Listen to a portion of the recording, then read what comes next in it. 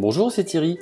10 décembre, 10e vidéo. Merci pour tes likes et tes partages. Vous êtes déjà plusieurs centaines à suivre assidûment ce calendrier de l'Avent Numéricoach. Avec Cyril, on prend vraiment beaucoup de plaisir à te préparer toutes ces pépites. Bientôt, Google Sheet n'aura plus de secret pour toi. Aujourd'hui, on s'intéresse à la fonction filter, qui renvoie une version filtrée de la plage source, avec uniquement les lignes ou colonnes qui répondent aux conditions spécifiées.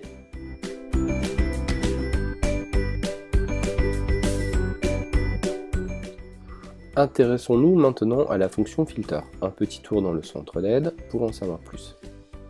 Dans le centre d'aide, j'utilise le moteur de recherche, je saisis filter et je récupère la fonction filter de la famille filtre. Je clique ici dans la description pour en savoir plus et je récupère la définition. Filter, qui fait partie de la fonction filtrée au même titre que sort, unique, sort n, permet de renvoyer une version filtrée de la plage source avec uniquement les lignes ou colonnes qui correspondent aux conditions spécifiées. Donc on a une syntaxe ici, filter, la plage, les données à filtrer. Donc la plage c'est l'ensemble de cellules et puis vous pouvez mettre un deuxième critère avec une condition et éventuellement un troisième critère avec une condition numéro 2. Passons tout de suite à un exemple. Dans ce fichier, j'ai les adresses email et les formations suivies par les personnes. J'ai ici 1200 lignes.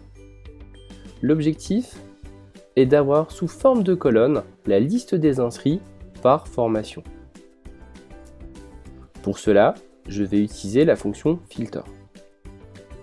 La syntaxe est la suivante. Égale filter, la colonne A, ici pour les adresses email, point virgule et la condition. Donc si E1, Google Tableur niveau 1, est égal à la colonne B, donc si E1 est égal à B2 par exemple, alors tu me prends l'adresse mail qui est dans la cellule A2. Je vais retirer l'apostrophe pour voir le résultat. Vous voyez ici, les adresses mail apparaître automatiquement.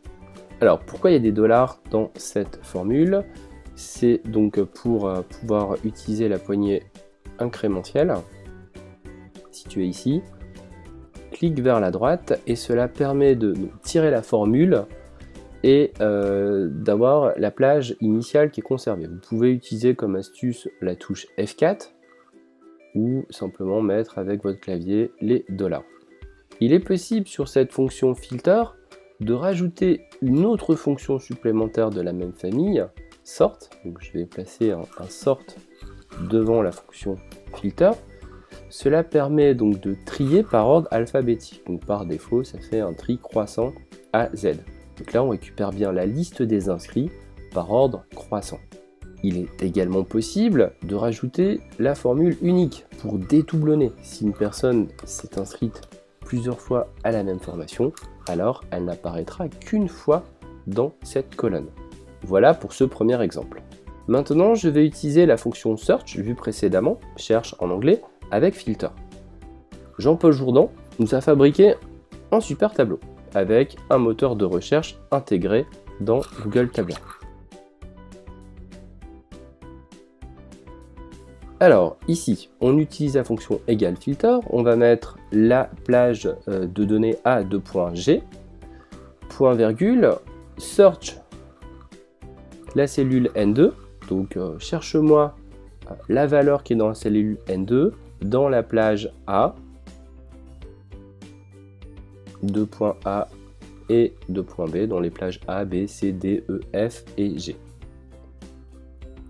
Voilà, le moteur de recherche est fabriqué. Il saisit sur le mot-clé blanc et toutes les valeurs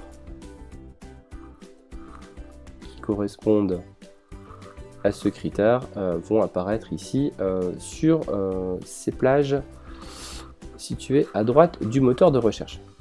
Vous pourrez vous exercer avec ces fichiers situés en lien sous la vidéo. Un petit bonus sur la fonction filter. Dans la communauté Google Tableur et Formulaire, présente sur Google+, vous pouvez utiliser le moteur de recherche et saisir filter ici. Vous allez retrouver un certain nombre d'articles postés par les membres de cette communauté. Vous trouverez par exemple un super guide fabriqué par Elisa B, et puis d'autres tutos ou astuces, par exemple comme ici, vous pouvez utiliser les fonctions filter, count_a et offset. Vous avez un exemple de Jean-Paul Jourdan. Vous pouvez aussi faire de l'import range filtré grâce aux formules filter, query, import range. Vous avez ici un exemple de Jean-Paul Jourdan. Voilà, je vous invite à vous abonner à cette communauté Google+, et suivre les articles afin de monter en compétence sur la fonction filter. Voilà, j'espère t'avoir apporté les informations essentielles pour comprendre et utiliser la fonction filter. C'est un filtre très puissant que tu pourras aussi associer avec les fonctions unique et sort. Demain, tu retrouves Cyril pour les fameux TCD, les fameux tableaux croisés dynamiques. Tu vas voir, ça ne fait même pas mal. N'oublie pas de partager cette vidéo avec tes potes, tes collègues ou ta famille. Je suis sûr que tu trouveras quelqu'un dans ton entourage qui aura besoin de cette fonction puissante.